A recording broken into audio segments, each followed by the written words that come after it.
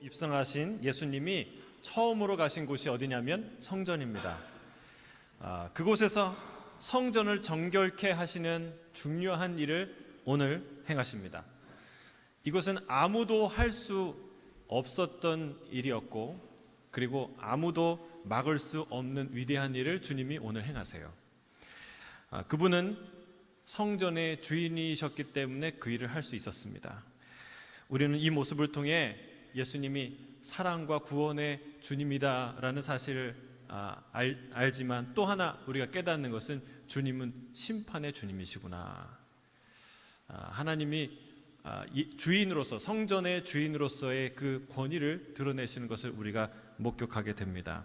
또한 주님은 이 사건을 통해서 성전의 본질이 뭔지, 뭐하러 성전에 오는지, 성전에서 우리가 해야 될 일이 무엇인지, 예배 공동체가 교회란 무엇인지에 대한 아주 중요한 회복에 대해 말씀해 주십니다. 저는 오늘 우리 말씀이 선포될 때에 우리 마음과 우리가 몸담고 있는 이 공동체에 놀라운 예배의 회복, 성전의 회복이 일어나길 주의 이름으로 축복합니다. 오늘 본문 12절 함께 읽겠습니다. 시작.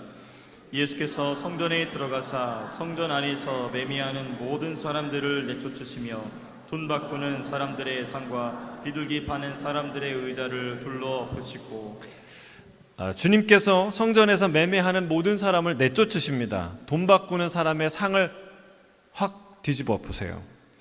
비둘기 파는 사람들의 의자를 치워버리세요.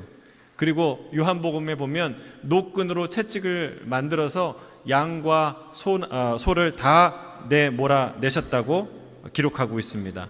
여러분, 이것은 평소에 볼 수 있던 예수님의 모습인가요? 아닌가요? 아니에요. 예수님이 평소에 이런 언행을 하지 않으셨습니다.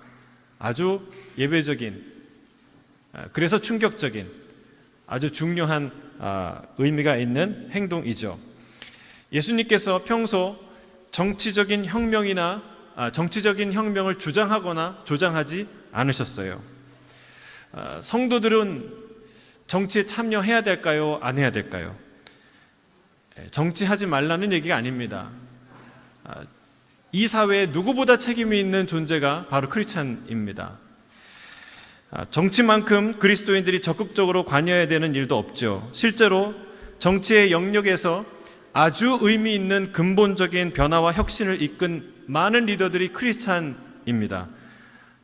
노예 해방을 이끌었던 핵심 인물이 바로 윌버포스였죠.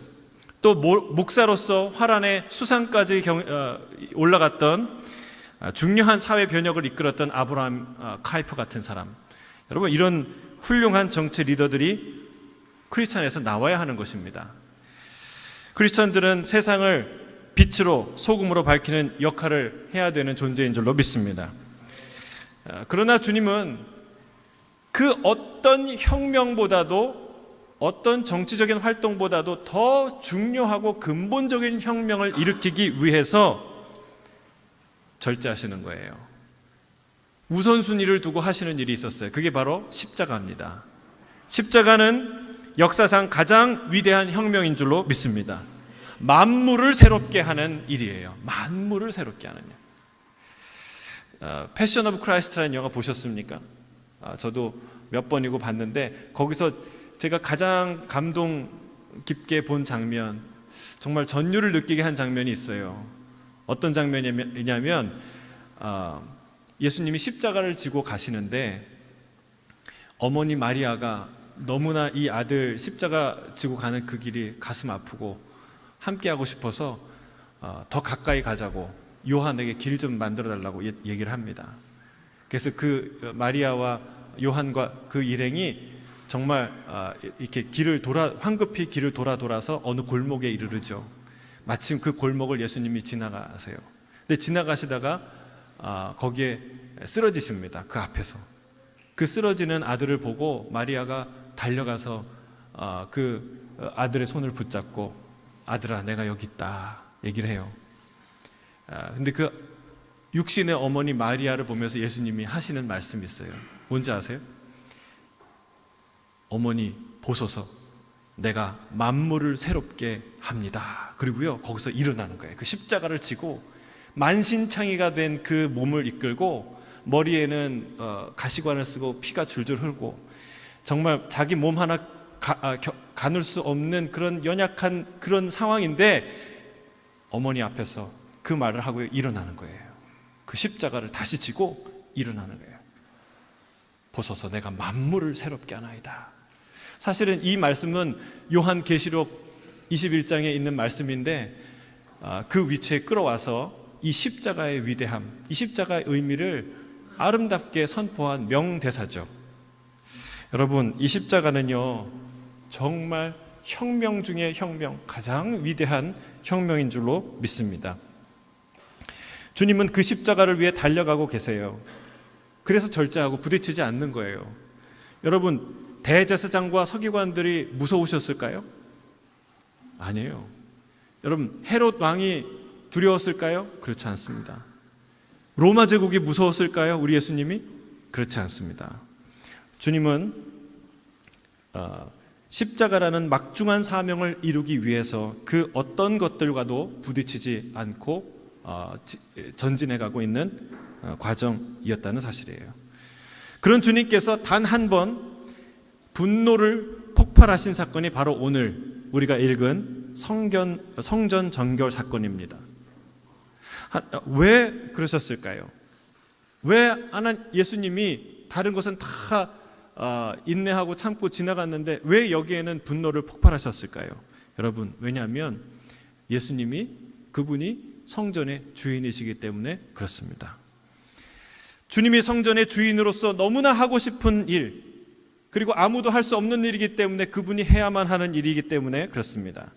여러분, 하나님은 오래전부터 수백 년 전부터 많은 선지자를 통해서 그 성전의 문을 누가 좀 닫아줬으면 좋겠다고 말씀하셨어요. 이사야를 통해서 너희가 성회와 아울러 악을 행하는 것을 내가 견디지 못하겠다. 헛된 재물을 가져오지 마라. 그거 내게 너무나 무거운 짐이다. 내가 지기에 곤비하다라고 말씀하세요. 또한 말라기 선지자를 통해서 너희 중에 성전 문을 닫아줄 사람이 있었으면 좋겠다라고 말씀하셨어요. 누가 할 수 있나요? 아무도 그 일을 할 수 없었던 거예요. 저 위대한 이사야나 예레미야도 그 어떤 누구도 그 일을 감히 할 수 없었어요. 여러분, 예레미야가 이런 예언을 합니다. 성전 앞에서 정말 목숨을 걸고 하는 예언이었죠. 사람들에게 너희가 이 성전이 여호와의 성전이라 하는 거짓말을 믿지 마라. 그럼 어떻게 됐을까요? 그 얘기를 들은 제사장 바스울이 그를 잡아다가 때리고 그리고 가둡니다. 그리고 고랑을 채워서 가두죠. 그런 일을 겪었어요. 아마 그가 예수님처럼 상을 뒤엎고 노끈으로 채찍을 만들어서 휘두르고 그리고 소와 양들을 내쫓았으면 어떻게 됐을까요? 아마 즉결처분 당했을 거예요. 돌을 맞아서 죽었을 것이죠. 여러분, 아무도 할 수 없는 일이었어요.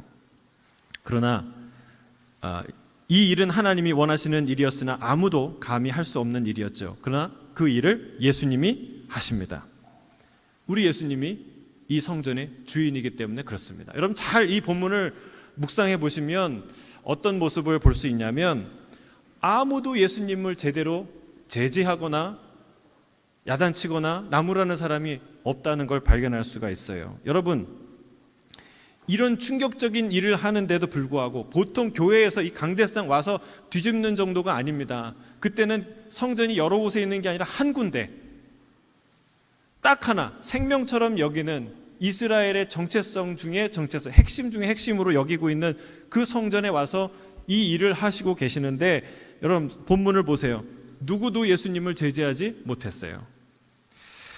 이것은요, 예수님에게서 어마어마한 영적 권위가 흘러나오고 있다는 것을 반증하는 장면입니다. 여러분, 이게 바로 예수님의 클래스예요. 아무도 할 수 없는 일을 주님이 하시는데 아무도 제지할 수 없어요.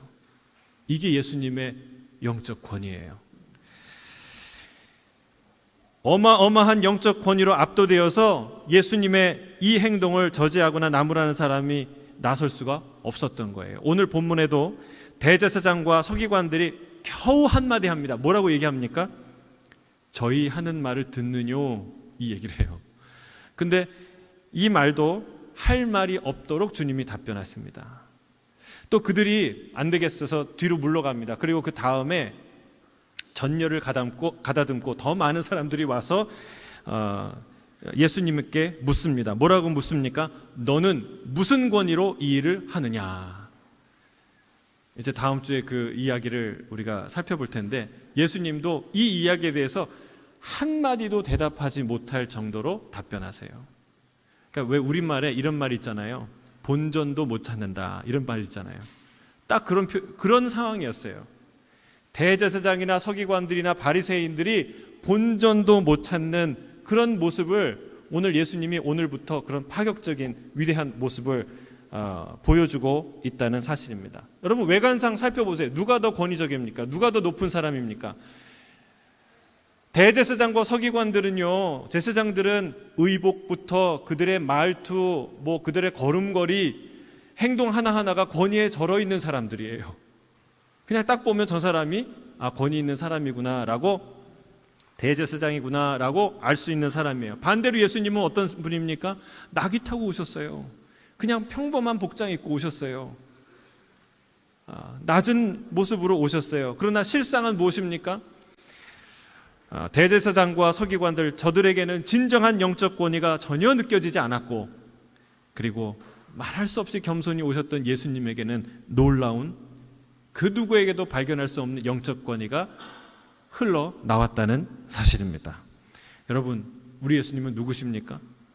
아무도 할 수 없는 일을 하신, 누구도 막을 수 없는 위대한 성전의 주인, 이 땅의 주인, 만왕의 왕이신 줄로 믿습니다.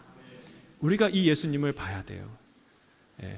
성질 부린 예수님이 아니라, 여러분, 그건 성질이라고 하는 게 아니에요. 이거는 성전의 주인, 이 땅의 주인으로서 우리에게 진노하실 때는요, 우리는 그 앞에 납작 엎드려야 되는 거예요. 그 위대하신 하나님의 이 권위가 드러나는 순간이에요. 여러분, 우리가 이 예수님의 놀라운 권위를 목격하면서 또 두 번째로 우리가 살펴봐야 될 것이 있습니다. 그 권위를 가지고 주님이 하신 일이에요. 뭘 하셨습니까? 성전을 정결하게 하는 사건을, 그 일을 행하셨다는 사실이에요. 성전을 그토록 유별나게 아끼고 소중히 여겼던 유대인들이 과연 성전에서 무엇을 더럽혔고, 그리고 그 성전이 무엇을 회복해야 되는 것인지, 여러분, 오늘 사건은 우리에게 말해주고 있다는 거예요. 마태복음 오늘 본문 21장 13절 같이 읽겠습니다. 시작. 그들에게 이르시되 기록된 바 내 집은 기도하는 집이라 일컬음을 받으리라 하였거늘 너희는 강도의 소굴을 만드는도다 하시니라. 이 성전 정화 사건에 대해서 마태, 마가, 누가, 요한이 공히 다 기록하고 있습니다. 그런데 이 부분의 말씀이 대동소이해요. 주님이 이런 파격적인 놀라운 행동을 하시면서 무슨 말씀을 하시냐면, 너희가 내 아버지의 집을 강도의 구렬로, 강도의 소굴로 만들었다라고 얘기합니다. 요한만 뭐라고 얘기하냐면, 장사하는 집, 내 아버지의 집을 장사하는 집으로 만들지 말라 언급하죠. 그러니까 기도하는 집, 혹은 마가복음에서는 만민이 기도하는 집이라고 썼는데, 너희가 이 기도하는 집을 뭐로 만들었다고요? 강도의 소굴로 만들었다라고 말한다는 거예요. 이 말씀은 예레미야 7장 11절에 나오는 말씀을 인용한 것입니다. 우리 같이 한번 읽어볼까요? 예레미야 7장 11절 시작. 내 이름으로 일컫는 이 집이 너희 눈에는 도둑의 소굴로 보이느냐. 여러분, 이 말씀을 우리가 잘 이해해야 될 필요가 있는데, 성전 앞에서 돈을 바꿔주고 양과 소를 샀다고, 상거래를 했다고 예수님이 이렇게 진노하시는 것일까요? 그렇지 않습니다. 여러분, 제사의 원칙이 있는데, 제사는요, 제물을요, 하나님이 내게 허락하신 것 중에 가장 흠이 없는 정결한 것을 골라야 돼요. 그리고 내가 그 제물을 가지고 어디까지 가야 되냐면, 성전까지 가지고 가는 게 예배자의, 제사를 드리는 사람의 원칙이고 의무였어요. 근데 이 두 가지가 다 쉽지 않아요. 여러분, 흠이 하나도 없는 제물을 고르는 게 쉽겠습니까?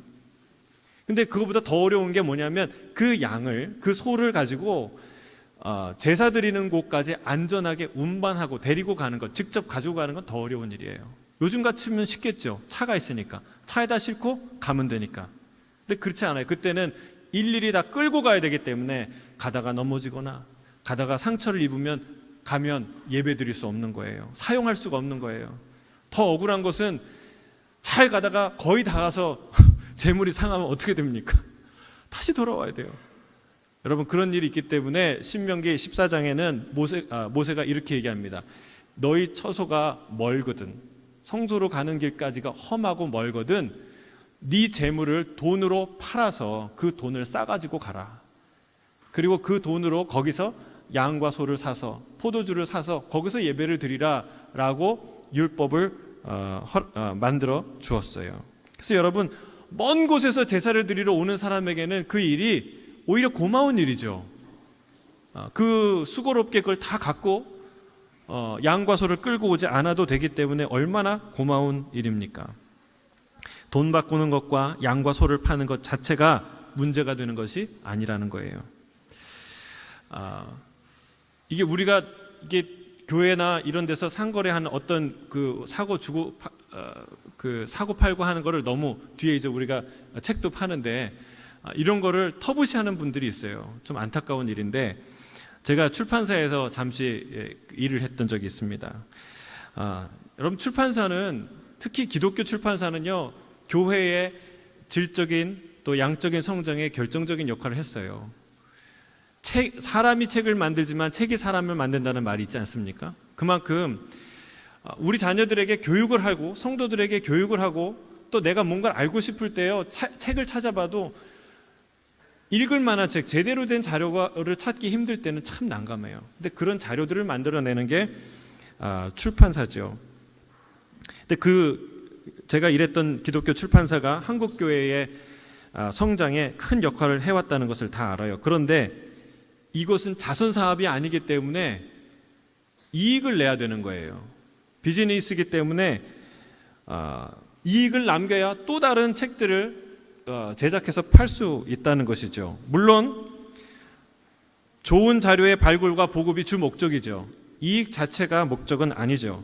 그러나 그분들은요, 어떤 정체성으로 그 일을 하냐면, 여러분 아마 처음 듣는 말일 거예요. 비즈너리, 자신을 비즈너리라고 그래요. 무슨 말이냐? 비즈니스를 하지만 우리가 영업이고 비즈니스맨처럼 이 일들을 하지만 그러나 우리는 미셔너리의 심정을 가지고 이 일을 섬깁니다. 이 두 가지를 융합해서 비즈너리라고 자신들의 그 정체성을 갖고 일을 했어요. 근데 제가 이분들이 상처받는 일들을 가끔 이야기를 듣습니다. 뭐냐면 이분들이 그 비즈너리의 사명을 다 하기 위해서 교회는 다 쫓아다니면서 큰 집회든 작은 집회든 그 책을 팔고 자료들을 팔고 이렇게 홍보를 하고 그러는데, 어떤 교회에 가면, 어떤 집회에 가면 잡상인 취급하는 거예요. 저 책 팔러 왔구나.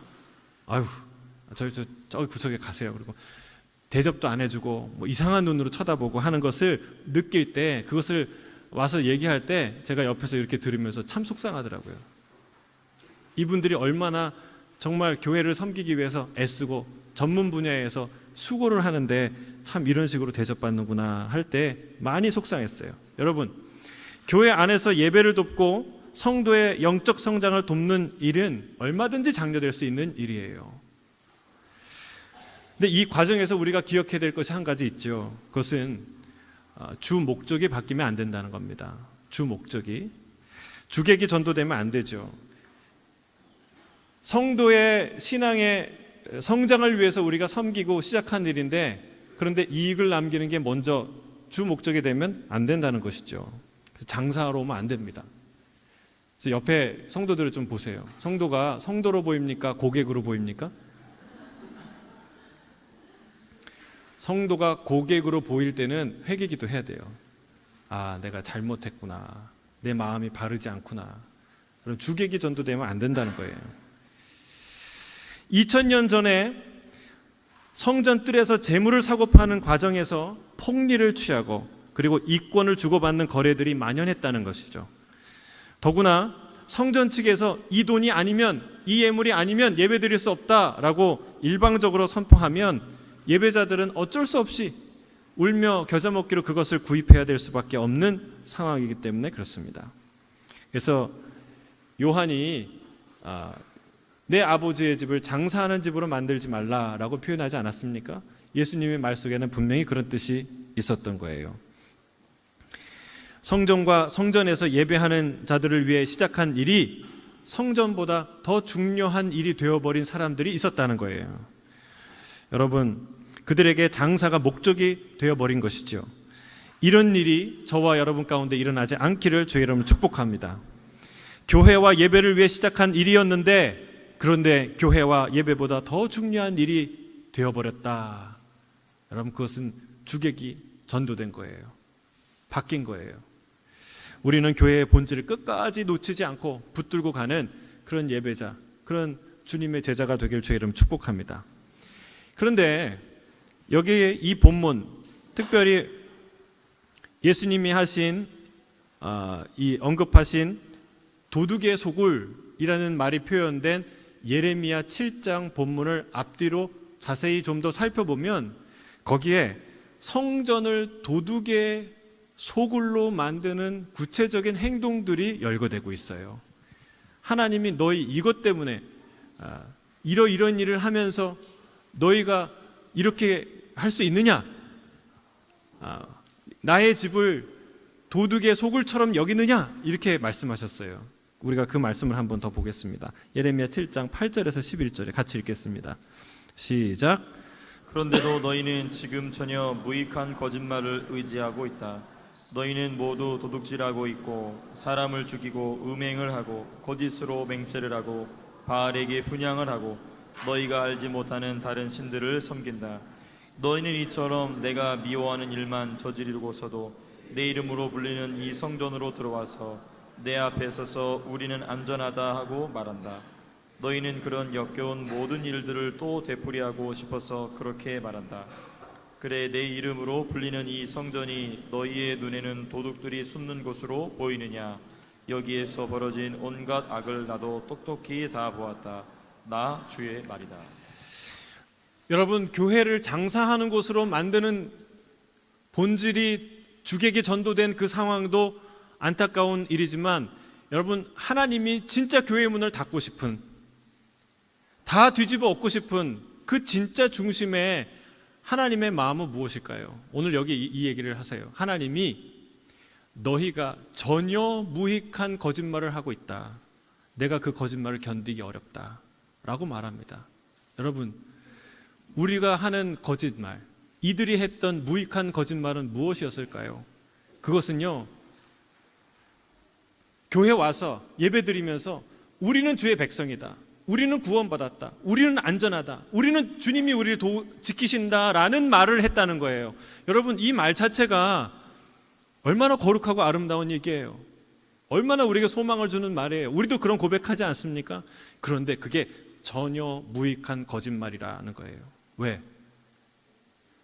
그 말과 내용이 전혀 일치하지 않기 때문에 주님이 얘기합니다. 너는 나가서 도둑질하고 살인하고 거짓말하고 우상을 숭배하고 거짓 맹세하고 거짓 증언하고 그리고 다른 신들을 섬기면서 버젓이 들어와서 아무렇지도 않게 주님은 나의 주님이십니다. 주님이 날 구원하셨습니다. 나는 주님 안에서 안전합니다. 이 말을 한다는 거예요. 이 말을 하나님이 너무나 견디기 힘들다는 것이죠. 공감이 안 되십니까? 이렇게 얘기하면 공감이 될지 모르겠어요. 여러분, 어떤 사람이 있는데 어떤 남자가요, 두 사람이 사귀는데 세상에서 온갖 다른 이성들은 다 사귀면서 나한테 와서 이렇게 얘기하는 거예요. 너만 사랑해. 어떠시겠습니까?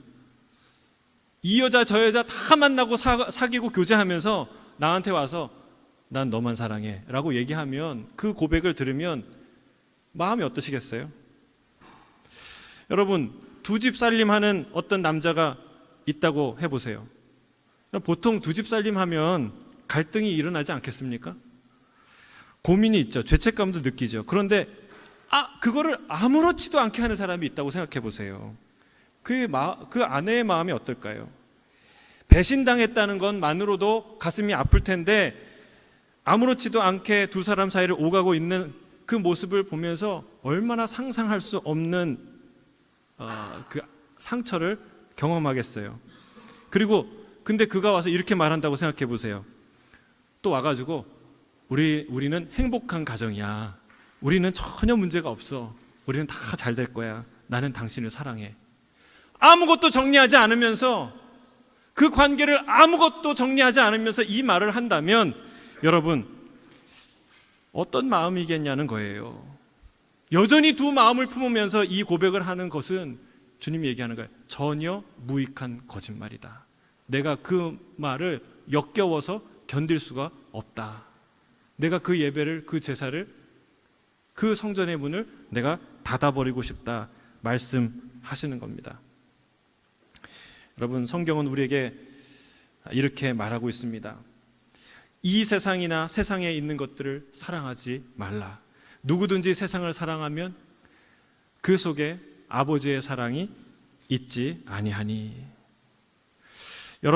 혹시 여러분 중에 이 말을 이제 이렇게 들으면 이런 생각이 드는 사람도 있을 거예요. 어떻게 세상을 안 사랑하고 사나? 어떻게 세상을 안 사랑하고 사나? 여러분, 혹시 이런 생각이 드신다면 안타깝게도 이런 부류에 들어갈 가능성이 매우 높은 분이라는 사실입니다. 왜냐하면 여러분, 세상을 사랑하지 말라는 것은요, 세상을 등지고 살라는 말이 아닙니다. 문명을 거부하고 살라는 말이 아니에요. 미국의 아미시 공동체 같은 경우는 다 모든 거를 전기도 끊고 아무것도 안 하고 그냥 산속에 들어가 살잖아요. 그렇게 살라는 말이 아니에요. 여러분, 하나님이 이 세상을 얼마나 아름답게 지으셨어요. 세상을 지으시고 뭐라고 그랬습니까? 보시기에 심히 따분했더라, 좋았더라. 그리고 요한은 이렇게 증언합니다.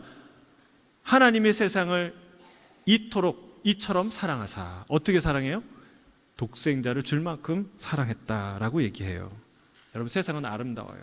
사랑할 만한 것이죠. 그러나 여러분, 세상을 사랑하지 말라는 말은 세상과 담쌓고 살라는 말이 아니라는 거예요. 나만 사랑해라는 말이 다른 여자 다 만나지 말고, 다른 여자 눈길도 주지 말고, 같이 있지도 말고, 얘기도 섞지 마라라는 말이 아니듯이 말입니다. 여러분, 그렇게 살 수 있나요? 세상의 반이 여잔데, 세상의 반이 이성인데 어떻게 안 만나고 얘기 안 하고 관계를 안 맺고 그렇게 얼굴도 안 보고 살 수 있어요? 그게 아니라는 거예요. 나만 사랑해라는 말은 나에게만 마음을 주세요라는 말이죠. 여러분, 크리스찬들은요, 세상 속의 크리스찬이어야 합니다. 믿습니까? 주님이 우리의 정체성을 말하는데 너희는 세상의 빛과 세상의 소금이라고 말했어요. 그래서 우리 표어가 뭐예요? 예수님과 함께 세상 속으로. 여러분, 세상의 빛, 세상의 소금이 세상에 안 있으면 그것은 더 이상 세상의 빛, 세상의 소금이 아니죠. 그것이 빛 혹은 소금일런지는 모르지만 세상의 빛이나 세상의 소금은 아닙니다. 주님이 우리의 자리를 매김해 주셨는데 그것은 바로 세상 한가운데라는 거예요. 여러분, 우린 세상을 떠나 살 수 있나요? 세상을 따라 살 수 없어요. 그런데 세상 속에 사는 것과 세상에 있는 것을 감사하며 사는 것과 세상에 마음을 주며 사는 것은 다르다는 거예요. 내가 어떤 이성을 만나는 것과 그 여인에게 내 마음을 주는 것은 다른 문제이듯이 세상 속에 사는 것과 세상을 섬기고 세상을 사랑하는 것과는 다르다는 사실입니다. 그래서 여러분, 주님과 결혼했는데 마음은 세상에 주는 일, 그것은 하나님이 역겹게 여기시는, 하나님을 능멸하는 그런 죄라는 사실이에요. 그래서 여러분, 어떻게 세상을 사랑하지 않고 살지라고 말한다면 그 사람은 이미 세상에 50% 정도 마음이 빼앗긴 50% 이상을 마음이 빼앗긴 확률이 높은 거예요. 여러분, 우리 하나님만 사랑하며 살 수 있습니까? 없습니까? 여러분, 우리 하나님만 사랑하며 살 수 있습니까? 아멘? 이 정도 아멘 갖고 어떡합니까? 예, 이 정도 갖고 어떻게 유혹을 이기며 세상을 살아요? 세상 속에 살아요. 아름다운 것들이 많은데. 여러분, 야, 세상도 안 사랑하고 어떻게 주님만 사랑하고 살아? 이런 사람은요, 한 가지 확실한 게 있어요. 뭐냐면 하나님에 대한 매우 천박한 지식을 갖고 있다는 거예요. 여러분, 우리 하나님이 얼마나 영광스럽고 얼마나 위대한 분인지 전혀 모르는 사람이라는 거예요. 얼마나 아름다우신 분이라는 것을 하나도 모르는 사람이라는 거예요. 여러분, 우리 하나님은 어떤 분입니까? 하늘과 땅을 지으신 분이에요. 지혜로 하늘을 만드신 분이에요. 할렐루야. 땅을 물 위에 펼치신 이에요. 크고 작은 별들, 빛들을 만드신 분입니다. 할렐루야. 해로 낮을 주관하게 하신 분이에요. 달과 별들로 밤을 주관하게 하신 분이에요. 할렐루야. 여러분, 세상을 지으신 분은요, 세상보다 크신 분이에요. 세상이 없어져도 그분 한 분 있으면 돼요. 또 다른 세상, 또 다른 놀라운 것들을 하나님이 우리에게 주시기에 충분한 분이에요. 여러분, 그 지식이 우리에게 있는데도 주님만 사랑할 수 없다? 불가능한 일이에요. 불가능한 일이에요. 여러분, 솔로몬은 우리 하나님께 뭐라고 얘기했냐면요, 그가요 어마어마한 재정을, 돈을 투자해서 성전을 짓습니다. 그리고 말할 수 없이 이 많은 그 재물과 그리고 노력과 수고와 인재들과 사람들을 투자해서 그 성전 건축하는 관리들만 3,600명이라는 거예요. 3,600명. 여러분, 어떤 공사가 3,600명의 관리인을 두고 공사를 합니까? 그런 어마어마한 공사를 하는데 솔로몬이 뭐라고 고백하냐면, 아니, 이 세상에 어떤 누가 감히 우리 하나님이 거하시는 그런 성전을 만들 수가 있겠습니까? 라고 고백해요. 그리고 또 그 이후에 뭐라고 얘기하냐면, 우리 하나님은 하늘들의 그 하늘도 우리 하나님을 용납할 수가 없습니다. 우리 하나님은 감당할 수 없는 분입니다 라는 고백을 해요. 할렐루야. 이분이 우리 하나님이에요. 우리가 지금 예배하고 우리가 아버지라고 부르는 분이 바로 그 하나님인 줄로 믿습니다. 여러분, 이 놀라운 지식과 확신을 가질 때 비로소 세상과 하나님 사이를 왔다 갔다 하지 않고 이중 플레이하지 않고 두 집 살림하지 않고 우리 주님만 섬길 수 있다는 사실이에요. 여러분, 하나님이 주시는 기쁨은 세상에 주는 것과 비교할 수 없을 줄로 믿습니다. 하나님만 섬기는 저와 여러분이 되길 주의 이름으로 축복합니다. 마지막으로, 그럼 이 성전을 하나님이 어떻게 회복하길 원하시느냐, 어떤 성전이 되길 원하시느냐, 하나님이 또 예언하셨어요. 주님이 이 성전을 뭐라고 언급하십니까? 기도하는 집. 마가복음에는 만민이 기도하는 집이라고 표현하는데, 이것은 이사야 56장 7절의 말씀이에요. 같이 읽어보겠습니다. 시작. 내가 곧 그들을 나의 성산으로 인도하여 기도하는 내 집에서 그들을 기쁘게 할 것이며 그들의 번제와 희생을 나의 제단에서 기꺼이 받게 되리니 이는 내 집은 만민이 기도하는 집이라 일컬음을 될 것입니다. 말 그대로 기도하는 집은 기도하는 집이죠. 그럼 기도가 무엇입니까? 하나님과 대화예요. 기도해 보셨죠? 기도하고 계시죠? 여러분, 그래서 예배는 본질적으로 기도라는 거예요. 그냥 앞에서 쇼하고 내가 참여하고 보는 게 아니에요. 예배 보는 거 아닙니다. 예배는 본질적으로, 제사는 본질적으로 기도예요. 기도는 뭐예요? 만남이에요. 대화예요. 이렇게 뒤에 이렇게 어딘가 이렇게 구석에 앉아가지고 예배 잘 보다 가는 거, 그게 예배가 아니라는 거예요. 예배는 기도예요. 하나님을 만나는 거예요. 하나님이 만나기 원하시는 분이에요. 성전이 만민이 기도하는 집, 모든 사람이 하나님을 만나는 집이라고 주님이 말씀하고 있다는 사실이에요. 근데 여러분, 이 만민이 누구까지 포함하느냐? 말 그대로 만민이에요. 모든 사람들. 이사야 56장에 보면요, 이런 말이 나와요. 여호와께 연합한 이방인. 그리고 이 원래 율법에 따르면요, 이스라엘의 총회에는요, 암몬인 혹은 모압인과 같은 이방인은 영원히 들어올 수 없다고 선언합니다. 또한 고자, 고환이 상한 자, 이런 결격 사유가 있는 사람은 그 총회에 들어올 수 없다라고 명시하고 있어요. 그런데 놀랍게 주님이 이런 선언을 하는 거예요. 이사야 56장 3절에서 5절 같이 읽겠습니다. 시작. 여호와께 연합한 이방인은 말하기를 여호와께서 나를 그의 백성 중에서 반드시 내시리라 하지 말며, 고자도 말하기를 나는 마른 나무라 하지 말라.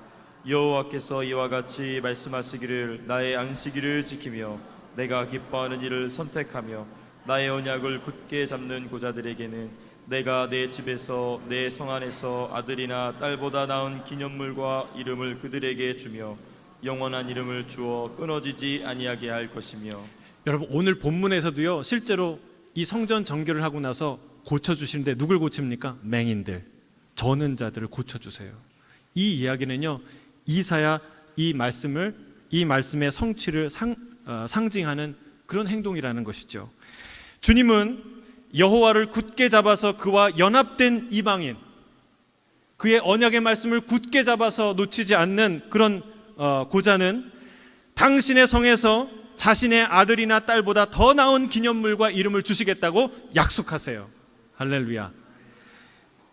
여러분, 여기에도 어떤 개념이 있냐면 먼저 된 자가 나중되고 나중된 자가 먼저 된다는 그 메시지가 이 안에 있다는 거예요. 자, 여러분, 제가 몇 주에 걸쳐서 계속 이 얘기를 하니까 아마 먼저 된 자라고 생각하시는 분들이 많이 좀 힘드실 것 같아요. 저들 포함해서 우리가 먼저 된 자라고 생각하세요. 저는 모태신앙이잖아요. 딱 걸린 거예요. 저는 그냥 이 말씀에. 근데 저를 포함해서 여러분, 이 말씀이 뭐냐면 유대인이라고, 제사장이라고, 바리새인이라고 먼저 천국 가는 거 아니라는 거예요.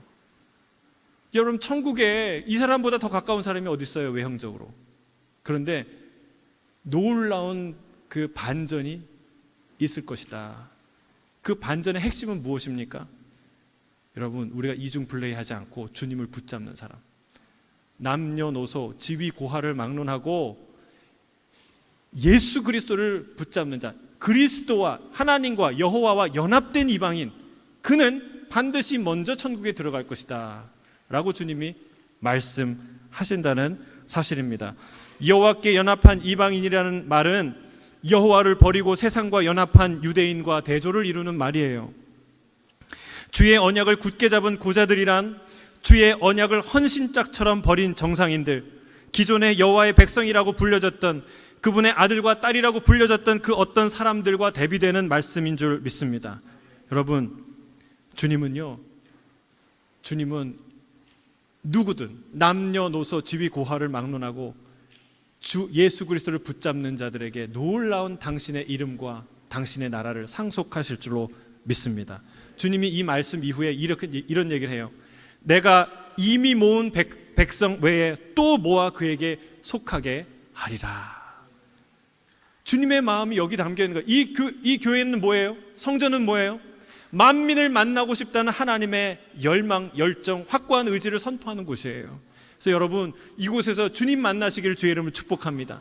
그 본질을 놓치지 않기를 주의 이름으로 축복합니다. 또한 이번 주, 다음 주, 매주 이 예수 따라가는 교회가 있는 한 만민들이, 저는 자 또는 이방인이라 불려졌던 그 소외됐던 많은 사람들이, 예수의 이름을 듣지 못했던 많은 사람들이 와서 예수의 이름을 붙들므로 인하여 하나님을 만나는 그런 놀라운 변화와 기적들, 그런 축복이 이어지는 그런 아름다운 교회, 아름다운 예배 공동체가 되길 주의 이름으로 축복합니다.